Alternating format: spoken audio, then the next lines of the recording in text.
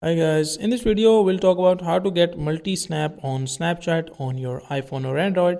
Now first of all, open the Snapchat application, and once you open the Snapchat application, like you will see this camera button on the right side, like where you can see the switch camera, light and the music, and you can see this option. Just click on this option and you can see multiple options like sounds, director mode, multi-snap, dual camera, timer, video stability, and like multiple options. So just make sure to turn this multi-cam or multi-snap on, and once you have turned this on, after that you can just record your snap. Now I can't record it because my mic will stop working for some reason, but you can just click on this plus button and keep recording your multiple snaps. And once you record your multiple snaps, you can just keep clicking this plus button. You can record 4 5 6 snaps at the same time, and once you have recorded, you can just send it to the person that you want to. If you want to turn it off, just click on this and multi snap. Now it is turned on. Just click on turn off and that will be turned off.